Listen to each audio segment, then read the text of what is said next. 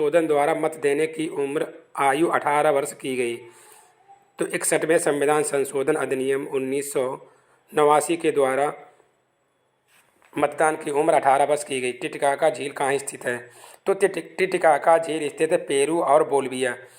Peru और Bolivia में Titicaca झील स्थित है। अंध महाद्वीप किस महाद्वीप को कहा जाता है? तो अफ्रीका महाद्वीप को अंध महाद्वीप कहा जाता है। कंप्यूटर को हिंदी में क्या कहते हैं? संगणक। तो कंप्यूटर को हिंदी में संगणक कहा जाता है। ये मैं 51 क्वेश्चन लेकर आया, बहुत इंपॉर्टेंट क्वेश्चन है, इनको सभी रट लीजिए क्योंकि बीएड एंट्रेंस एग्जाम या किसी का भी एग्जाम होने वाला हो तो उनके लिए रामबाण वीडियो है। राष्ट्रपति पद के लिए चुनाव के लिए निर्वाचन मंडल में कौन शामिल होता है? तो राज्यसभा, लोकसभा और राज्यों की विधानसभाओं के जो निर्वाचित सदस्य होते हैं वो राष्ट्रपति चुनाव के लिए क्या होते हैं? शामिल होते हैं। तो राज्यसभा, लोकसभा और राज्यों की विधानसभाओं के जो निर्वाचित सदस्य होते हैं वो राष्ट्रपति का चुनाव करते हैं। भारतीय थल सेना के प्रमुख भारतीय सेनाध्यक्ष कौन थे? तो भारतीय थल सेना के प्रथम भारतीय सेनाध्यक्ष थे जनरल के.एम. करियप्पा। इतिहास का जनक किसे को कहा जाता है? तो हेरोडोटस। हेरोडोटस को क्या कहा जाता है? इतिहास का जनक कहा जाता है। या इतिहास के रचयिता कौन है? हेरोडोटस। भारतीय संविधान सभा की प्रारूप समिति के अध्यक्ष कौन थे? डॉक्टर भीमराव अम्बेडकर। डॉक्टर भीमराव अम्बेडकर भारतीय प्रारूप समिति के अध्यक्ष थे। विश्व का सबसे गहरा गर्त कौन सा है? तो विश्व का सबसे गहरा गर्त है मेरियाना गर्त। इसको ये कहाँ है? प्रशांत महासागर में स्थित है। सत्यार्थ प्रकाश की रचना किसने की? सत्यार्थ प्रकाश की रचना की है स्वामी दयानंद सरस्वती ने। उत्तरी ध्रुव पर पहुंचने वाला प्रथम विश्व का प्रथम व्यक्ति कौन था? Robert Perry. ये कहाँ के रहने वाले थे? संयुक्त राज्य अमेरिका के रहने वाले। तो जो उत्तरी ध्रुव पर पहुंचने वाले विश्व के पहले व्यक्ति थे, कहाँ के रहने वाले थे? ये यूएसए के। गोबी मरुस्थल कहाँ स्थित है? मंगोलिया में। तो गोबी मरुस्थल स्थित है मंगोलिया में। रेगिस्तान का जहाज किस जानवर को कहा जाता है? तो ऊँट को। ऊँट को रेगिस्तान का जहाज कहा जाता है क्योंकि ये रेगिस्तान में चलने वाला ही जानवर है, इसलिए इनको क्या रेगिस्तान का जहाज कहा जाता है, क्योंकि इसके पैर क्या गद्दीदार होते हैं, इसलिए रेगिस्तान में आराम से चल सकता है। किस महासागर को प्यासा महाद्वीप के नाम से जाना जाता है? अटलांटिक महासागर।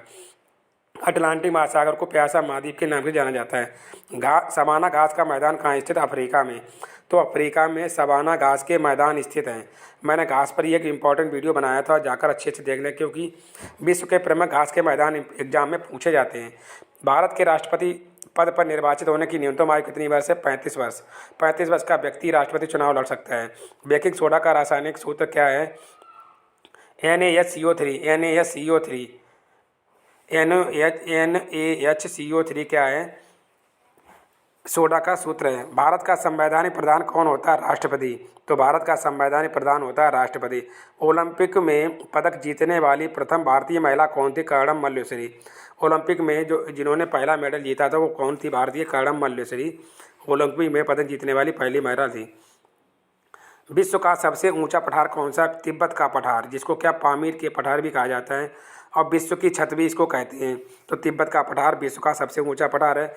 किस भारतीय नेता को भारत का लौह पुरुष के नाम से जाना? सरदार वल्लभ भाई पटेल को लौह पुरुष के नाम से जाना जाता है। भारत और पाकिस्तान के सीमा रेखा को किस नाम से जाना जाता है? Red Cliff.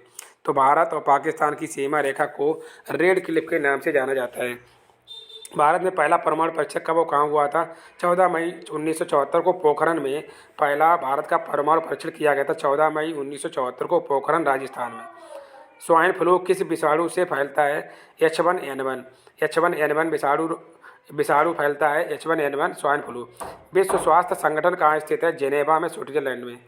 तो विश्व स्वास्थ्य संगठन जेनेवा स्विट्जरलैंड में स्थित है। आइए नेक्स्ट क्वेश्चन देख लेते हैं। सुपीरियर जेल कहाँ स्थित है? तो सुपीरियर जेल कहाँ स्थित है? संयुक्त राज्य अमेरिका और कनाडा में। संयुक्त राज्य अमेरिका और कनाडा में सुपीरियर जेल स्थित है।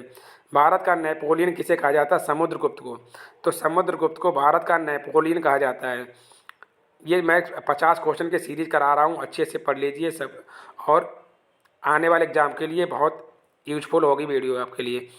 रेबीज के टीके की खोज किसने? लुई पास्चर ने रेबीज के टीके की खोज की है। रेबीज का टीका कुत्ता के काटने से लगता है। सुपीरियर झील कहाँ स्थित है? संयुक्त राज्य अमेरिका और कनाडा में। संयुक्त राज्य अमेरिका और कनाडा में सुपीरियर झील स्थित है। आइए नेक्स्ट क्वेश्चन देख लेते हैं। चंद्रमा पर चंद्रमा पर मानव को पहुंचाने वाला प्रथम अंतरिक्षयान कौन था?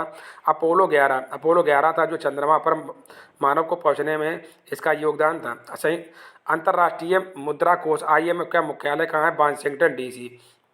तो वाशिंगटन डीसी में IMF का मुख्यालय है, USA में, मतलब संयुक्त राज्य अमेरिका में। राज्यों में संवैधानिक तंत्र विफल होने पर राष्ट्रपति शासन किस अनुच्छेद के आधार पर लगाया जाता है? अनुच्छेद 356 के द्वारा राष्ट्रपति शासन लगाया जाता है। किस अनुच्छेद के तहत 6 से 14 वर्ष के बच्चों को निःशुल्क शिक्षा दी जाती है? अनुच्छेद 21A। लोकसभा का सदस्य बनने के लिए न्यूनतम आयु कितनी होनी चाहिए? 25 वर्ष। जो व्यक्ति 25 वर्ष का हो जाएगा वो लोकसभा का सदस्य बन जाता है, मतलब सांसद लड़ने के लिए वह क्या हो जाता है? लड़ सकता है, मतलब सांसद लड़ सकता है चुनाव। भारत का राष्ट्रीय जलीय जीव कौन सा है? डॉल्फिन। गंगा डॉल्फिन है भारत का राष्ट्रीय जलीय जीव के रूप में चुना गया है। भारत छोड़ो आंदोलन की शुरुआत कब हुई थी? 8 अगस्त 1942 को भारत छोड़ो आंदोलन की शुरुआत हुई थी। भारत में सफ़ेद क्रांति का जनक कौन है? तो डॉक्टर वर्गीस कुरियन को सफ़ेद क्रांति का जनक कहा जाता है। यह दुग्ध उत्पादन किसके द्वारा किया गया? दुग्ध उत्पादन जो किया गया तो वो क्या है? डॉक्टर वर्गीस कुरियन।